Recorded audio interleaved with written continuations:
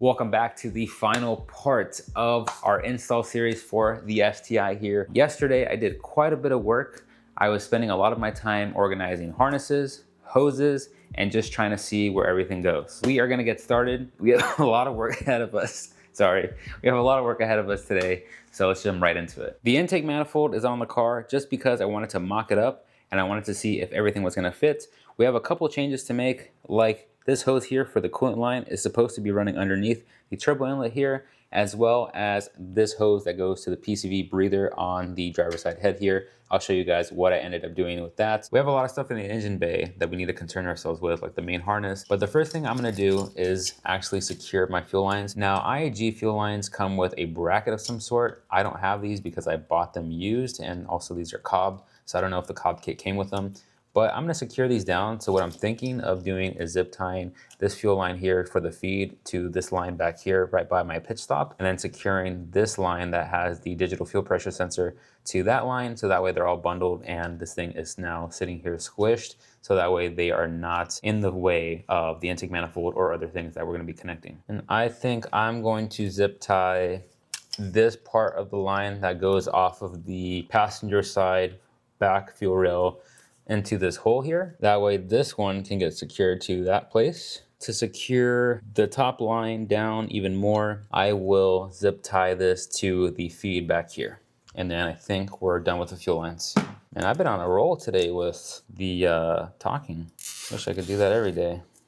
I suck at talking on camera. This is a PCV breather line right here that is on the back of the driver's side head on the backmost port if you're facing the front of the car. So the idea here was to run this over the main harness, which is right here. And then we're going to show you guys the solution that I came up with. I am tired of looking at these ugly PCV connectors. You really don't need it because all that matters is that the system, the hoses itself, are plugged into their exact location where they're supposed to go. We went to Lowe's and we got this for $3. It's a two-way pass-through. We're going to now take this whole piece out, connect this in, and then we're going to connect the other line, crimp it down on this end, and then run it to this end right here, crimp it down, and then we're done. But you're gonna ask yourself, well, isn't there an electrical connection? You know, there is. We're going to take some needle nose pliers and I'm going to just take out that electrical prong, plug it in here, and then be done with it. So that way I don't have to see these ugly, I don't know, PCV breather port things in the engine bay. I went ahead and taped up the electrical connector here, just marked it with an X so I know this plug is not gonna get used. What that means is I can now take this thing off, and yep, now I'm just gonna take a little bit of engine oil here, lube up the inside of the hose, and then we're gonna route this line right behind the driver's side fuel rail. Now we'll just do the same thing to the other side. And this looks so much cleaner already, right? Yeah, looks awesome. And now I'm just gonna go behind the driver's side fuel rail on top of the main harness here. And then just like I said, we'll go over top the fuel lines and then we'll slide this over. So here is the entire system. There's the hose for the head, the back head here. This is the other hose we just finished installing. And then these are the rest of the connections. I'm thinking of zip tying this down to the coolant hose that goes to the coolant expansion tank right over top of the crossover coolant crossover pipe. Now, what I'm thinking of doing is, I don't know if I want to seat the harness right here where it should go, or have some room and just have it just hanging out here a little further. More than likely, I'll just tuck it down here and then we will figure it out, because I think this will be enough reach for the throttle body and the intake manifold. I'm going to zip tie this barometric pressure sensor we removed earlier when we were doing the secondary air pump delete. I'm gonna zip tie it down to this PCV breather more than likely, just so this thing is not hanging out all over the place willy-nilly. And then I wanna show you guys one thing. I do believe I showed you guys that blue harness here that I said I didn't know where it went. Well, it was actually right here in front of me the whole time.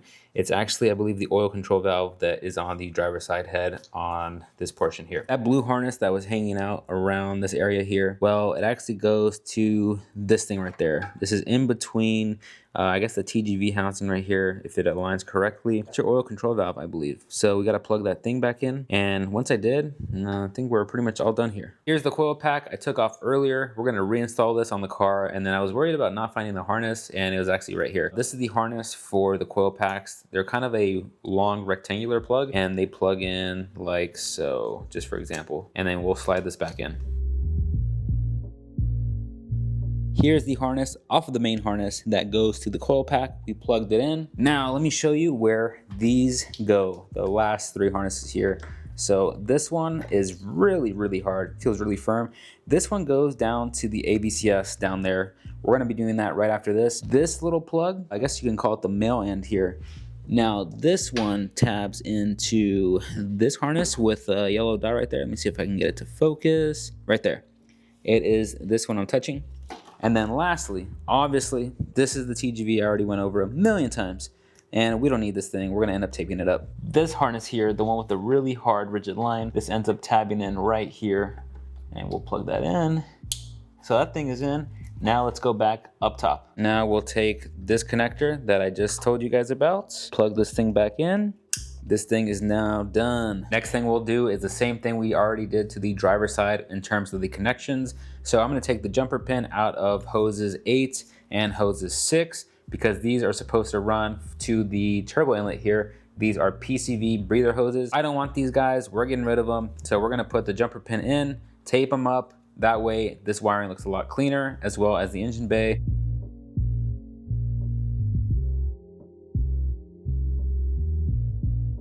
We got some of this harness situation figured out. We are getting ready to push that back. But first, I'm gonna take the bottommost port, the line here, and put it back onto the passenger side head, which is right there. Now, this is the ground strap for the intake manifold. So I think this harness has to sit on top of the fuel rail because this ground strap still needs to reach it. But let me do this and then we'll go ahead and reinstall the intake manifold. So this line I'm gonna route behind this oil feed line for the turbo, above the downpipe where it's gonna live, and just slide it right over the port here. And then just gonna slide this clamp down. Now I'm gonna put the harness underneath this one, and then I'll end up reconnecting both of these right now. All right guys, let's go mount the intake manifold. I'm gonna put my throttle body back. So I got the gasket, then I will get this thing on, but I'm gonna get a bolt first and put one through just to make my life easier. Tighten this by hand real quick.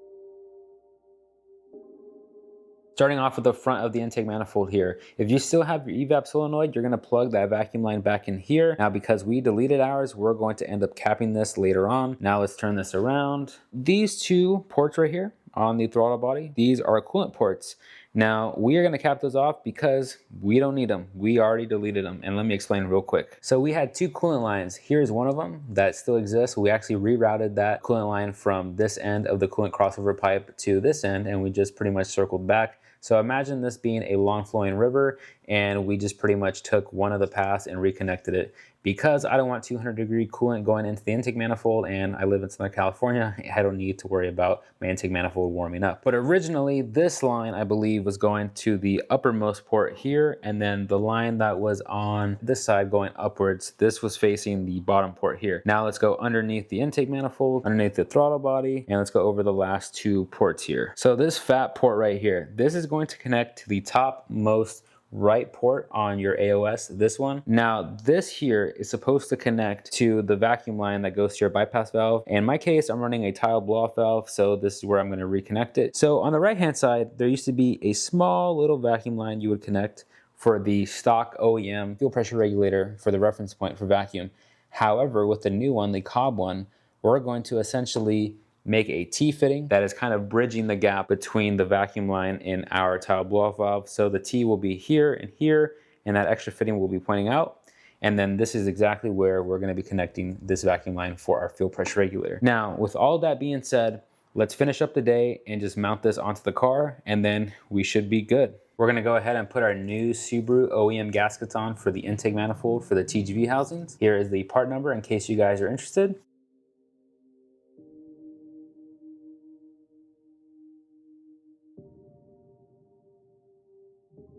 The intake manifold is now on the car. I think it looks pretty sweet. We have so much more room now that we deleted a bunch of crap that we don't need. My plan is gonna be to mount the grounding strap onto the intake manifold, which sits right here, and to secure my turbo inlet onto the intake manifold as well. We still have a lot of little miscellaneous things to do, like reroute the Cobb brain for the flex fuel in terms of where all the harnesses for that's gonna go, and to finish up the harnesses on the passenger side here for the main harness before we plug all that in. But hopefully tomorrow, I'm thinking tomorrow is going to be it. Right off the bat, I'm gonna start off by capping off these fittings on the intake manifold as well as the turbo inlet here because we do not have an evap solenoid anymore, so these things are gonna go away. Now I picked up this plug set from my local O'Reilly's. This is about $7 now, and hopefully this gets the job done. Now we're gonna take a very, very small vacuum line, I guess, plug, and then we're gonna go back to the driver's side here. On the very back of the intake manifold is that reference line. So I'm just gonna plug this up, and beautiful, it's on there.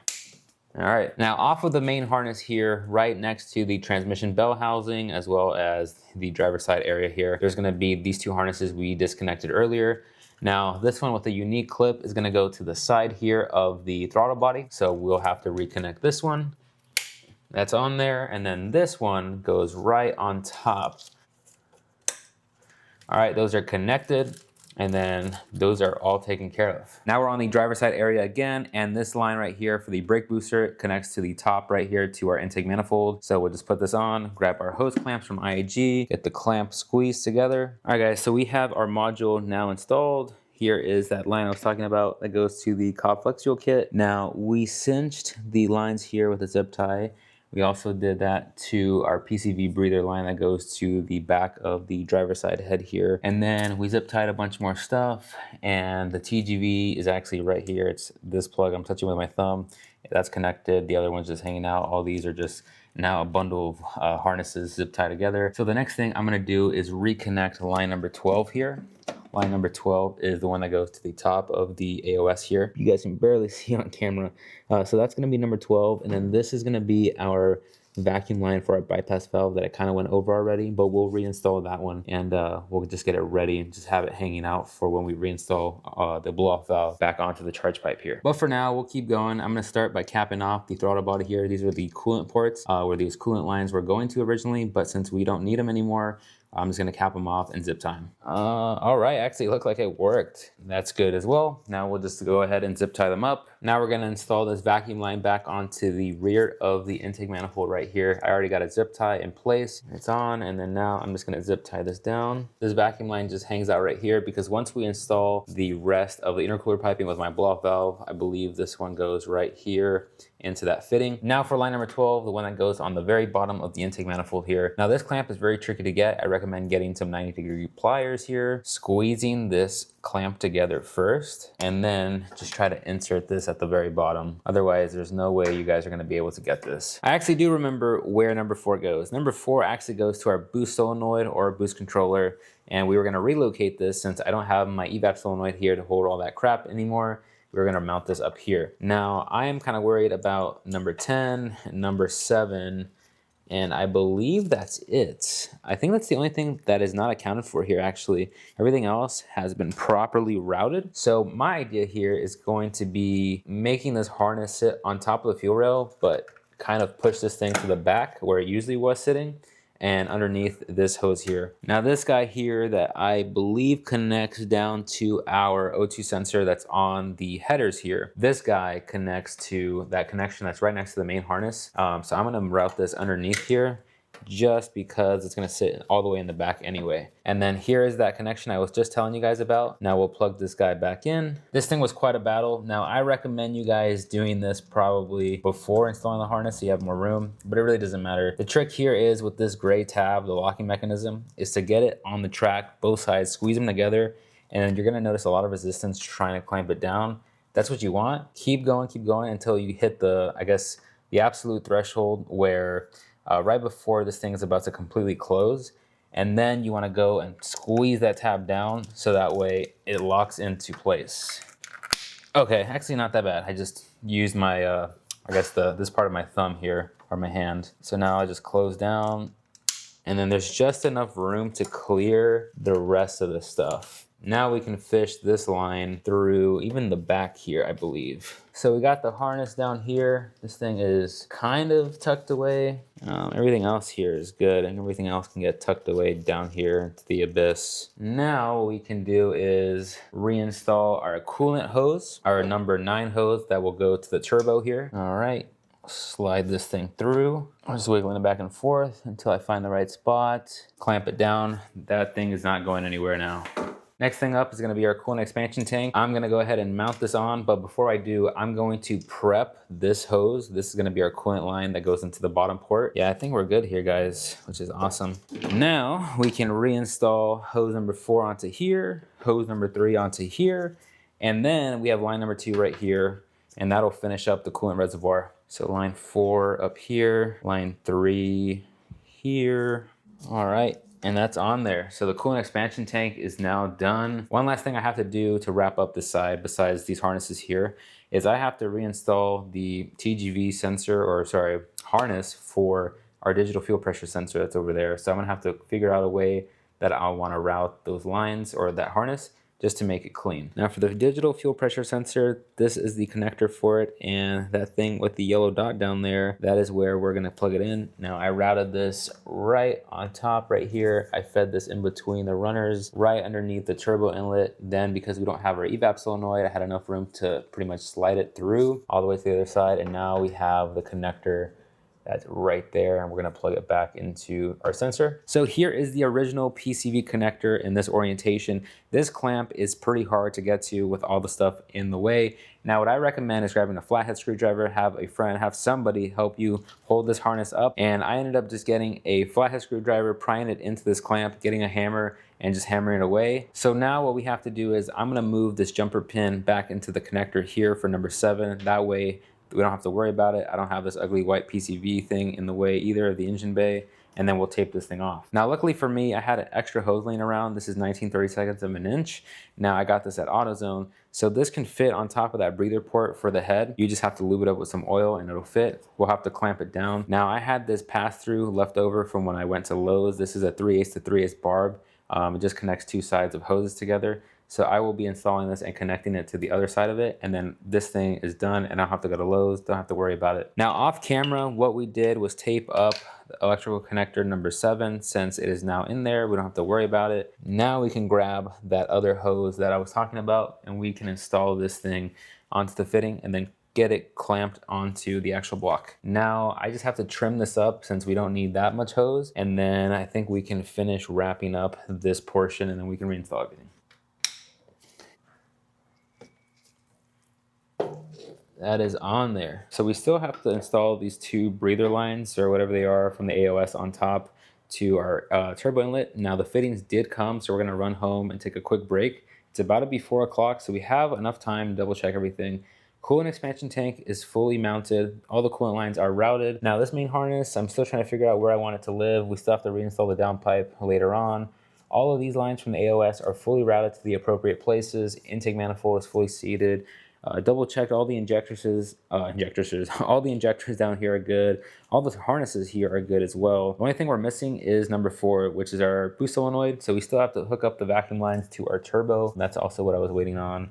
And I think we're gonna route the boost solenoid right here. Now I still have to obviously reinstall the intake, but we'll do that at the very end. So much room here now that the evap solenoid's gone. And then blow off valve line here for the vacuum. We still have to find that T fitting, which we'll do after we reinstall everything to our fuel pressure regulator here.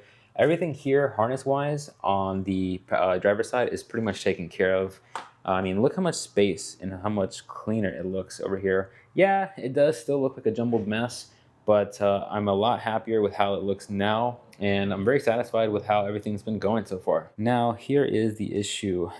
So these typically come with 1/8 NPT threads, but the barb here, the barb fitting, is super small. These are about the same size vacuum lines you need for the OEM turbo. However, because we're running a huge precision 5858 on the car, these fittings here, these barb fittings, are not going to fit. The new vacuum line I'm going to have to be running, which I believe is here, but essentially that's going to prompt me to need new fittings. So I ordered 1/8 of an inch NPT threads with, I believe, 9/32 of an inch, 7/16 of an inch barb fitting. So hopefully that will be the solution, but I just wanted to quickly go over that in case you guys are also installing this precision 5858 on your STI. You're going to have to get new threads, or sorry, new fittings for the electronic boost control solenoid.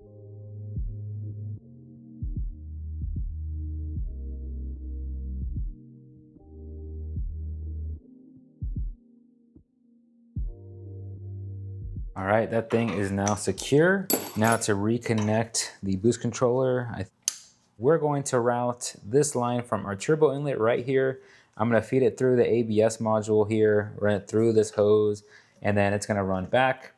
Then it's going to be this line routed to the wastegate, and then finally this line going to our turbo. And here's a close-up. So this is the line to the turbo inlet. It goes underneath here, underneath there, and then it routes right there. And then the one to the wastegate, this one is here, and then goes down, and here's the wastegate. And then the one to the turbo, it looks kind of ugly, but it works. And then straight shot down to the turbo. So maybe in the future, I'll get a different fitting, maybe a 90-degree fitting, so this thing doesn't look as ugly. But for now, I am pretty happy. Welcome back, guys, to day 3 of the build. We are finishing up today. Finally, we are gonna be done. I did leave a handful of things. We still have to route that vacuum line and install a T-fitting for reference for the fuel pressure regulator on my blow-off valve. And then, as you can see, the intake's back on. The front mount was pretty much on. My tile blow-off valve is back on. So a lot of things are on the car. Now, if you guys want to see install videos on any of those parts, you can check out the videos that I've already published on my channel. So good news, we're gonna wrap it up today. Let's go install these fittings, install that vacuum line, and get the heck out of here. Notice how I ended up cutting both of the existing hoses that came on the AOS here, because we have to make custom lines for our custom fittings. But that's not a problem. For line number 6 here that goes to the very frontmost port here, we're gonna install a 1/2" to 1/2" barb just through here. And then I luckily have some leftover 1/2" hose that I'm gonna be running. And then we'll just trim it up, and then that should be good to go. And then for this one, I did end up getting a 3/8 line.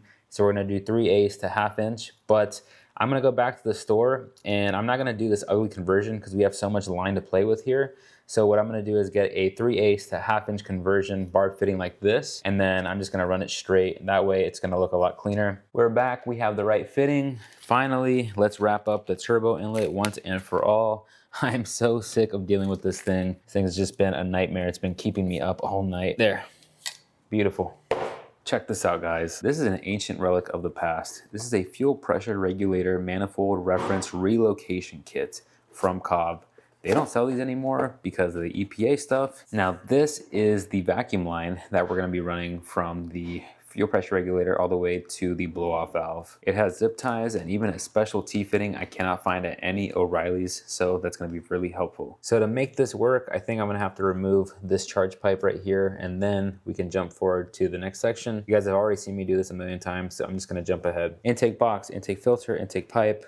It is now installed. We have a new coupler. I was using the Grimspeed one. It does fit, you can make it fit, but the gentleman that sold me the precision turbo there did throw in this coupler, and I know why. Because this coupler is, I believe, 3 inches to 3 inches, it fits perfectly. I mean, honestly, it fits like a glove, and I'm not even exaggerating. Turbo inlet is now installed. We deleted the evap solenoid down there. There's a lot more room. Plug that up, plug this up, routed the AOS lines on top to the turbo inlets, both of these. This ended up being a 1/2" to 1/2" pass-through barb fitting. Then this ended up being a 1/2" to 3/8 step down, another barb fitting. Got that at Lowe's. Precision turbo is fully installed, oil feed, oil return, all the water lines, all the plumbing, all the vacuum lines to the new fittings, which are, I think, 1/4 inch.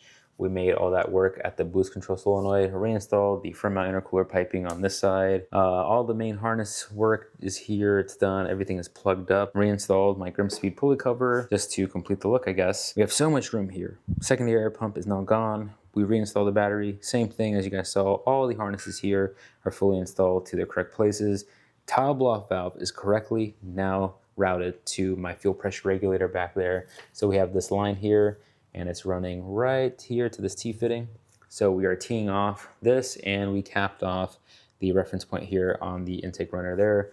Again, charge pipes are now mounted, batteries now mounted. You can see the Cobb Flex Fuel kit chilling down there. It is now fully installed. We installed the wiring, or sorry, the harnesses, I should say, all the way down here for the downpipe. We mounted the downpipe back onto the car. We did end up going with the catless turbo after all.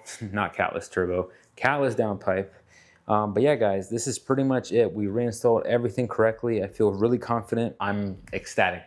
I can't believe I did this. If you guys know anything about me and kind of the path I've gone through in the sense of how much mechanical knowledge I used to have, I'm just thinking when I was 18 to now, you know, if 18-year-old me could see my future self here, he'd be really impressed. He'd be blown away, you know. And to, you know, so some of you, it may not be a lot, maybe an average day for you, but for me, it's a big deal. and I'm really happy that I was able to document everything, especially on this car. And I was thinking about this the other day, you know, there's not a lot of other cars I'd want to own, and I mean own. There's really not. Maybe a supercar, maybe a Lamborghini one day, but yeah, I just love my STI. We're done with the installs, or are we? Because we have one last install, and I don't know if I'm gonna be able to get it done today, but let me go ahead and show you. We have our new fuel pump. This is an AEM 340 liter per hour fuel pump. This is the last piece of the puzzle to complete our new build. So make sure you guys subscribe because you won't want to miss out on me installing this. And most importantly, we're gonna take this thing to the dyno next Saturday, which is probably about what, 4-5 days away now. So you guys won't want to miss out on that. Until next time, I will see you in the next one.